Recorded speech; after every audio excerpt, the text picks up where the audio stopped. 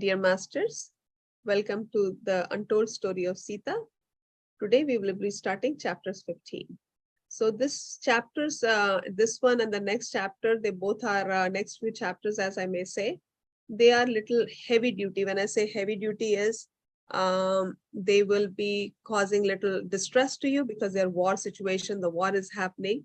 So make sure you do a lot of grounding, make sure you drink a lot of water before going to bed. Or do meditation before going to bed. I know you guys do half an hour meditation after my session. That is good enough. And if you feel that you still need to do more grounding, drink water or soak your feet in the salt water, lukewarm salt water. So because this before going to bed, you're listening to this high energy, negative, not high energy, but high negative energy story situation. Okay. So we will start chapter 15. And it is Sita's teaching to Mandodari. So here in this chapter, Sita will try to show Mandodari her past and try to tell her how to fix the situation that has come up in her life. And so this story is told by Soma, who was Sita's maid. And she is telling the story to Ansuya and her mother there. Okay. So Mandodari saw a bad dream that morning. She remembered how she was a young girl and Ravan had come to ask for her hand from her father, but her father said no to the marriage, so Ravan abducted her. So Mandodari was also the one of the people like Sita who was kidnapped. So not only Mandodari got kidnapped, he kidnapped many women and he used them and abused them and killed them or throw them. So for women like that, there's no room for room in the society, right? So Mandodari ended up loving Ravan back, and that's how they ended up getting married. Mata, and when she saw that bad dream, that how her past came, her not past life, but the past years came into her mind, she got so scared and she ran to the garden to meet with Mata. Mata was in a deep meditation. She quickly opened her eyes. Mata could see the pain in her eyes. She held her hand and she said, Mandodari, do you realize, like the way he abducted you, he abducted many. You got married, but the others away, he thought he just used and throw, like something like a trash. And this is not setting a new rule. This is setting a bad norm in the society, because the way the king is, that's how the people will be. People will think, if our king can do this, why can't we do this? They will do the same thing to their neighbors' daughters. They will do the same thing to their own children. And the women will be treated as dirt. They will not have any rights to education. They will not have right to be any free will. They will not have. So Mata is trying to explain Mandodari that this is this norm that Ravan is setting in society for abducting women and treating women like dirt is not a good norm. Then she's frustrated with herself. She goes, Mata, tell me why I'm so attached to him. I mean, he's evil. I agree too that he's evil, but why do I love him?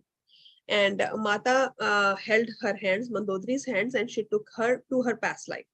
So Mandodari saw in her past life that her parents from previous birth, they were not finding any suitable groom for her.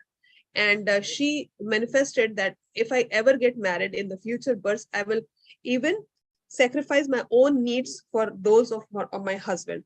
This longing remained in her even before she died. And that was even her last thought. So what I learned in this book is whatever your last thought is definitely gets manifested in your future births. And so this last thought that she had, that she will put her husband's needs towards her needs, got manifested. And Mata said, this is how you ended up getting to love Ravan. But you sacrificed everything, even sacrifice your own your mind and soul for the happiness of Ravan. Like, what woman would like it that I am the wife, and my husband is using other women or abducting other people's wives? So how would a wife as ourselves, would think of that situation? Put yourself in the situation of Mandodari. How would she feel? But still, she would not say anything to him. In order to fulfill this past desire, you sacrificed yourself, said Mata gently. Your mistake was in placing this desire of yours over the good of society. Because of your decision, even the society is suffering. Because if the husband is going on a wrong path, it's the job of a wife try to bring him on the right path, and vice versa. That's why we call it a family, right? If the kids are going in a wrong direction, as a parent, it's our job to bring them on the right path. At least we should try it. I'm not saying change anybody's destiny, but at least try to tell them this is the consequences of what you're doing. Not only Ravan captured your body, but he also captured your mind. Free yourself of this captivity. You, not for yourself only, but also for Lanka. And Mandodari is pitying herself. I am just a woman, Mata. What can I do? I leave him. I will see what the terrible consequences that he has to face. But my question to you is, Mata, will my children also face the consequences of because of his deeds? So now she's worried about her children because she knows if Ramji comes and attacks Ravan is definitely going to go. But what about my children? Mata says nobody is made to suffer for another misdeeds. They will only reap the consequences of their own actions. Go to your mom's house. Leave him because Mata feels that Mandodari is the pillar for his strength. So Mata says, leave him and go to, like, set a new society, a new norm for society. If my husband is going to do this wrong deed, I should have right to leave him. Like in today's culture, we call it a divorce, right? If a husband's cheating, you have a right to divorce, right? So Mata is trying to tell her, leave him. And Mandodari is sitting there quietly. She says, I think I will just bear the responsibility and see what happens. When women's voices are not heard, I want to see what happens to him because he has hurt so many women. I want to see how a man suffers when he hurts so many women. And I will make peace for myself. And Mata says that you must leave it to the others to awaken him. You are not going to guide him. Leave it. You just make yourself strong, Mata says. Mata whispered, you must leave that to Ram. That is the reason for my presence here. You have a daughter, right? Call her. This is never mentioned that Mandodari has a daughter in the other Ramayana that we hear. So in Dina Ma'am's vision, she has a daughter as well. So call her. She's much wiser and smarter than you think she is. She will be able to guide you and assist you. And so Mandodari leaves. Later in the day, long afterwards, Hanumanji comes. And Mata finds Hanumanji. And Mata recognizes Hanumanji that he is the manifestation of Mahadev. Parvati Mata had already made Mata aware that Hanumanji will come and he is the manifestation of Mahadev or Shivji as we call him. So he's here to guide Ram and Sita and help them with the war. So Hanumanji, while he was there, Sita Mata wanted to touch his feet because she's like, oh, he's a manifestation of Mahadev. I should touch his feet because he's as good as Mahadev. So Hanumanji said, no, Mata, I'm here just to assist you and Ramji. Please don't touch my feet. So they both decided that their relationship would be as a mother and a son. So that's how their mother and son, Putra. So Putra means son. So she would call, from then on, she would call Hanuman Putra and Hanumanji would call her Mata. So I cannot see you as my devotee, Sita said. Hanuman, but I can see you as my son, Sita Mata said. So that's how they became mother and son relationship. Hanuman smiled. That suits me. So from then on, that's what it is. And then Mata was surprised that how did you find out that I was here? So Hanumanji said, I heard the humming of Ram's name and only you could be the one who is in this whole negative environment that you are.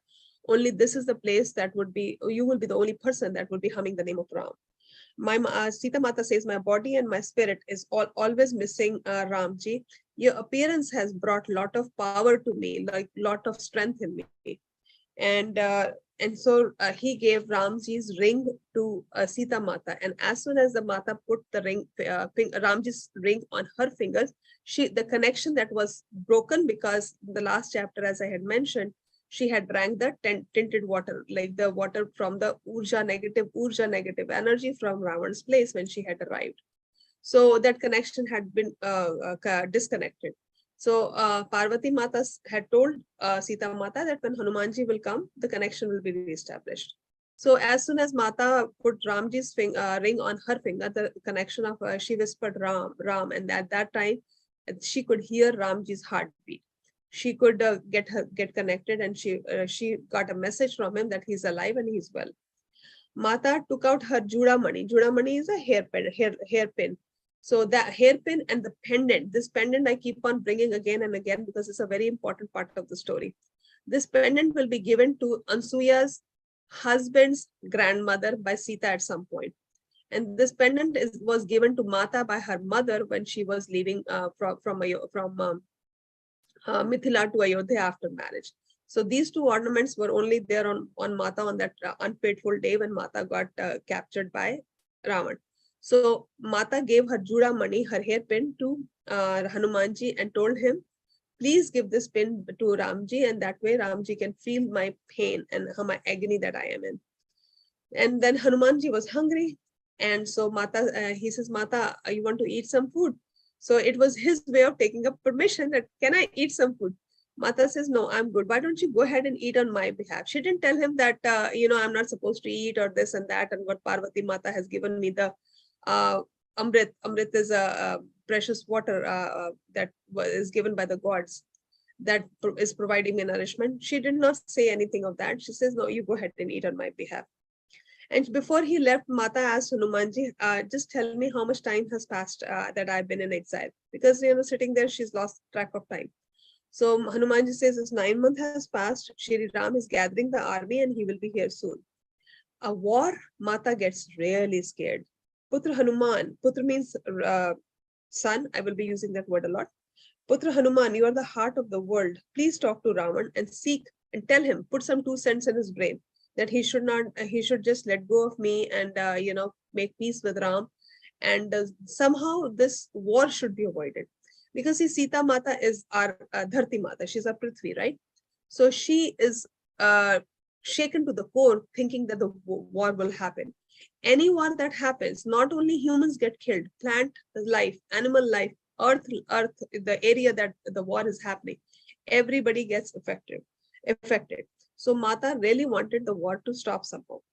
Despite Hanuman's attempt to explain Ravan the situation, counsel him, he could not get to Ravan's closed heart because his heart was closed. He was not ready to listen to any kind of good advice. So on top of that, he told his son Indrajit, go burn his tail, Hanuman's tail. So Hanuman had told Mata, yes, I will try to talk to him, but if he doesn't listen, his demise will start happening today. So as soon as the fire, he tried to burn the fire, but the fire wouldn't light. Indrajit got very frustrated. He put more cloth and oil on Hanumanji's tail as the fire wouldn't lit up. Then Hanumanji requested Agni Dev. Agni means fire god. He requested fire god that, please, I give you permission, come burn my tail. So as soon as the tail, but through his mental powers, the Agni Dev came, and then he burned all the big buildings and everything. The whole Lanka was burned down, and the Lanka burnt into flames. When Sita realized what happened, she shook her head. Ravan's son did not know what he was dealing with. Ravan's son Indrajit did not know that he was dealing with the Lord himself, because Hanumanji is a form of Shivji, Mahadev, right? That fire is the seed of Indrajit's destruction, because Mata said everybody will face their consequences, right? So Indrajit's demise is already starting to happen. So, and Mahadev is the one he's showing his presence. So they should have listened, because Ravan is a devotee of Mahadev. So he should have known better that Hanumanji is a manifestation of Shivji, Mahadev, but he still did not understand that. The meeting with Hanuman renewed Mata's strength, for she knew that Mahadev's presence was now with her as well, and Shri Ramji. And she began to let go of her guard, because she was guarding herself, making her strong with the meditation. And she thought, now I'm feeling strong enough, I can let go of my guard. That was her mistake again. Then one day in meditation, she saw that Mithila has a massacre going on, and her father and her mother are laying down dead. She tried calling out to her father, Raja Janak, and her Mata, but nobody was answering. And she was struggling with her emotions that, oh my God, my parents died. Towards the end of the day, Ravan arrived, and in sympathetic voice, he says, sorry that your parents are dead, and both your parents are killed. And he thought that Mata would be very upset. Mata just tried not to show any emotions to Ravan. She says, what kind of a cold-hearted daughter? He's starting to taunt Mata. What kind of a cold-hearted daughter you are? Look, I already killed your parents. and soon enough I will kill Ram too. Now as a woman, you then at that point when Ram is killed too, you will have no choice but to come crawling to me. So he was trying to do all this illusion creation in Mata's mind. She tried Mata, and then he left. She tried very hard into the night. Finally, late at night, a ball of light emerged, and through that light came Rishi Ansuya. Rishi Ansuya, when she came and she told Mata, Sita, Ravan is creating the illusion of your parents' death. He has managed to trap you again in his illusionary world. Mithila is fine and your parents are fine. Mata closed her eyes again when Rishi Ansuya had touched her hands. Mata held her hands and then she went back into meditation. She saw that Mithila was fine. Her mother was in palace taking care of the Mithila's needs, and her father was in a hermitage doing meditation. And after this, she thanked Sage Anusuya, and Sage Anusuya left. Sage Ansuya saw the Ravan's mental manipulation were wearing Sita down. So before she left, she held Mata's hand again, and she said, draw from me whatever energy you need. Take it from me. So now Rishi Ansuya, before she left, she is transferring her energy, meditation energy to Mata, so Mata can feel more empowered. Sita, you are entering a new phase in the effort to awaken Ravan, and the mental battle that must now begin is now being on the defensive resistance side now. As Ram performs the outer work, you must do the inner world. And as Ram is getting closer, Ravan will getting desperate, because as Ravan will know that Ramji's army is crossing the bridge or making the bridge, he will be very desperate. Like before Ram comes to Lanka, I should marry. So as the desperation will grow, his mental torture towards Mata will also grow. So the Rishi Ansuya is trying to tell Sita Mata that please keep your guard up all the time. The only way to reach him is now through sleep. So now she's suggesting her to now it's your turn to give him a mental torture answer back kind of a thing. That you can only do this is through sleep. He cannot live without sleep. You, on the other hand, can live without sleep. So I would suggest you try to go through his sleep. As soon as the sun came down, as soon as the sun came, Ravan arrived expecting that Mata would be very distressed. And this was Mata never looked Ravan in the eyes many times, but this is one of the few times she looked in the eyes, and she said, yes, you must know, Ravan, that deceit brings its own return. No longer will I be subject of your illusions. You cannot try to trick me anymore. He laughed and he said, you are trapped in my world and there is no escape. Mata says, it is not my duty to end your illusions of power. That duty is for Ramji. I am just taking care and trying to talk to you again and again, but I am not going to help you finish your illusions that Ram will take. And how these magic illusions, the negative illusions that has created, that will be only done by killing Ravan. Ravan left. Couple nights later, he had a dream where abused women, that he had abused women, those women came like dangling dead bodies in his dream, and they're asking for justice. And so that went night and night. If we have one bad dream one night, how bad we feel about that. Oh my God, I had a bad dream or something. But all these dead women or the abused women asking for justice came again and again in his night. There came a point that Ravan was even afraid to sleep. He was haunted by his own dreams, and now the lack of rest. When you are tired in the morning, it affects your mind, right? So it is starting to affect his mind. Affect his mind as well. 2 weeks passed, and Ravan did not come to meet Mata because his mental stability was not there, because he's not getting good night's sleep. Finally, he went to Mata and he's blaming Mata. Oh, you are the one who is using your black magic and trying to play and create illusions with me.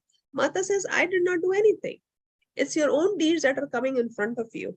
And at that point, he tried to hurt Mata. But there was a protective shield from the women of Ayodhya, that meditation prayers that they were sending, that protective shield. He could not do anything. And again, the best efforts to try to make him sleep, that night he could not sleep. Instead of being haunted by the past, he found himself in front of Narayani in the dream. Your deeds have taken you away from Vaikunt. Let go of your anger, your lust, your jealousy. So Mata is still trying to tell him the good things. Let go of your lust, your jealousy, your thirst for power. Awaken your heart with love. Again, he was disturbed with his dream. He went to his mother Kekashi, sorry. So Ravan's mother was also a demoness. His father was a sage, his mother was a demoness. As a child, he could have chosen either path, but he chose to become a demon. And so Kekashi is Ravan's mom. So Ravan's mother says to him that Sita is no ordinary woman. And she can enter in your brain. She's a very powerful woman. I will give you a protective shield. When all else will fail, you can use that protective shield. The more Mata meditated, and nowadays Mata barely keeps her eyes open. She's always in a meditation. On the other end, Ravan's desire was growing. One day he lurched at her, trying to break the protective shield with his sword. For the first time, Mata was in the physical danger. As soon as all these women sages saw Mata in that physical danger, Mata Lopamudra came. And it felt like Mata Lopamudra was Rishi Agastya's wife. And Rishi Agastya was celebrated author of hymns in the Rig Veda. So you know how powerful these women rishis were? We don't never talk about. In today's Ramayana that we hear on the TV, we never heard about Rishi Ansuya or Rishi Lopamudra. So Rishi Lopamudra came and she transferred into different strokes of light, and she picked up Ravan and just threw him in the ground. And so all of these Mata saw all different sages come, and all these women in their souls coming to help Mata and give them the energy and trying to save her from Ravan's clutches. So that ends my chapter 15. I will start chapter 16 and maybe go 10 minutes over. Is that okay, Sushma ji? Can I start chapter 16 or you want me to stop here? Yes, sure. Yeah, go ahead. Yeah. Okay. So I'll start chapter 16, the inner battle. Anybody has any questions, or I'll take the questions later, okay? Thank you. As the days passed, Ravan's threat was increasing. As the Rishi Ansuya has said, the desperation will increase, and that way his threat will also increase. And so his desperation also grew. On top of everything, he was scared to sleep. The very thought that a woman can be so empowering in his life, a woman can control his life, was not beyond his thought. And he's like, one day he created an illusion for Mata that Ram's dead. So that's why I said this is a very heavy duty chapter. So please do earthing for yourself, grounding for yourself. Okay. This is the future of your husband in coming days. He laughed and he went into Mata. Mata was in a meditation again. She projected to Ravan that nothing can affect me. I know it's your religion, nothing is going to get affected. But inside, to the core, even seeing or imagining her husband's dead body has shaken up, and seeing the dead body had shaken up to the core. She was very scared inside, but in front of Ravan, she showed she's very strong. At one point, he got very upset. He threatened to kill Sita. She said, "You may take this body, but you might not know who I am." Mata tried to tell him, "You have to return to your home, the place you always wished to be." Ravan, awaken to your truly who you are. Mata is again and again trying to hint him and tell him, but his heart is not open. When you're angry with somebody, even in your home situation, you see, if you're trying to explain a good thing to somebody and the other person has closed their heart. When I say close their heart, they're so high up in anger. Any good advice you will give will go over their head. That's what's going on with Ravan right now. Mata continued, "You were born with a great potential and could have used your birth in any way, any path. You had so many gifts you could have used, because Ravan was a very high devotee of Mahadev. And with all these powers he had, he could have chosen those powers towards the good of society. But what he did instead, he used those powers for the negativity to spread negativity in the society. And he's controlling people with their illusion. Mata knew she had created an opening in him, and it was Shri Ram for to do the rest. And she saw Ravan leaving the garden there where Mata was, and he was all red and angry at that time. Mata had begun transmitting to Shri Ram how basically they're communicating through meditation, how his powers is, how his military is, whatever information, like all the demonesses that were guarding Mata, they would talk about something.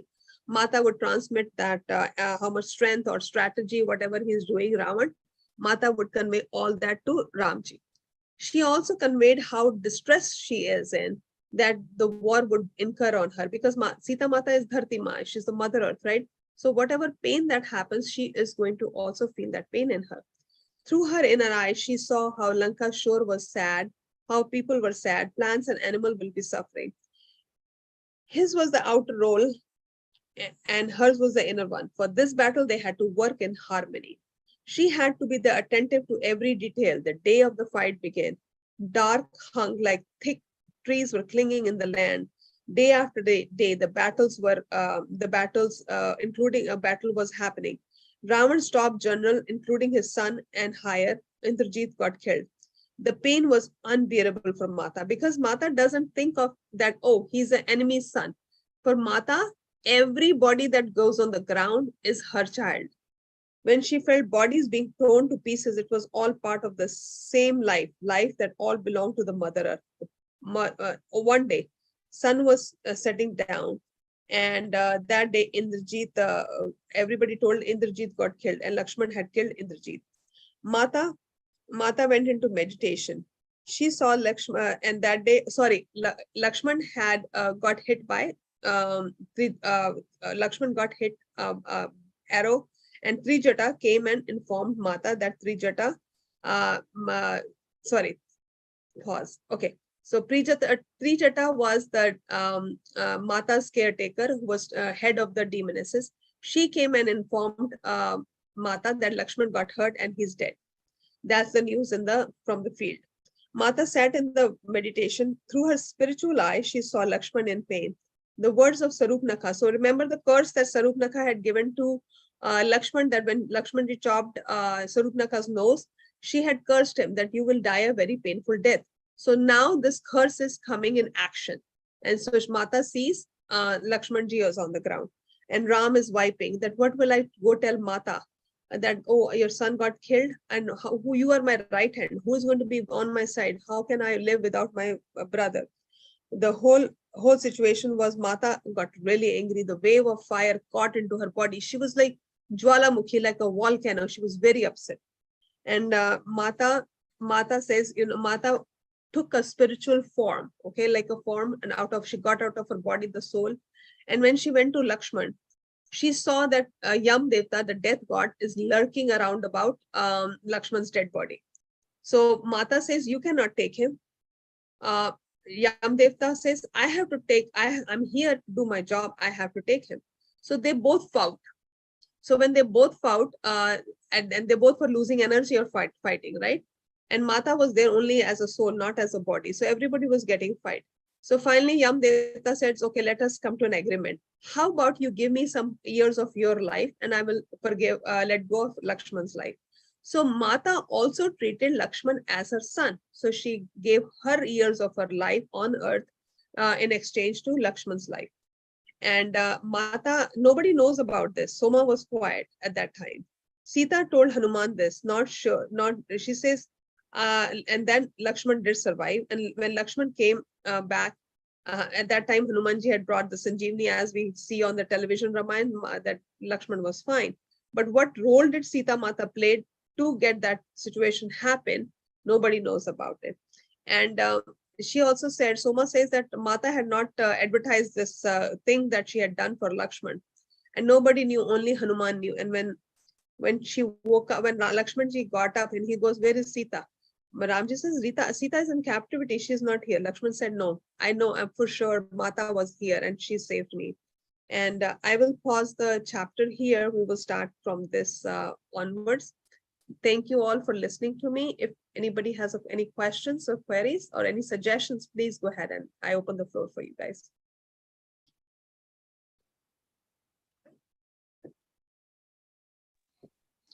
Surbhi madam, it was a nice topic and recollecting all the knowledge again. And I heard in Telugu, Saroja Gollapalli madam is telling, so I remember all the story, what you are saying, and recollecting. and reminding myself in my mind. And that was good, Yeah. very nice. Thank you. I heard the Swadhyay for this book. Then Saroja ma'am's I heard. I was like, then I have read this book almost 10 times. And this is my 6th platform that I'm narrating this book. Very All nice. because my daughter's name is Sia. Thank you. Thank you, Harita ma'am. Thank you. Such a great energy. You are such a great master. Thank you. Thank you. Thank you. You too. Thank you, ma'am.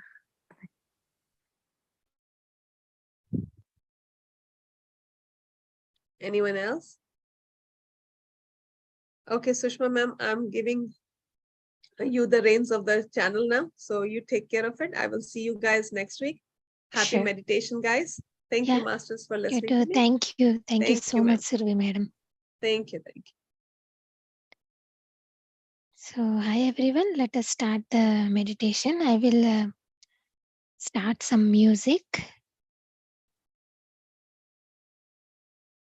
So, everybody sit comfortably.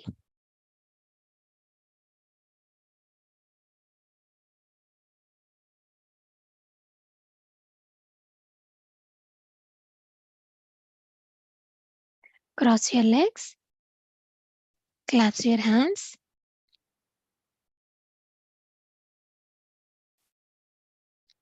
Gently close your eyes and observe your natural and tender breath.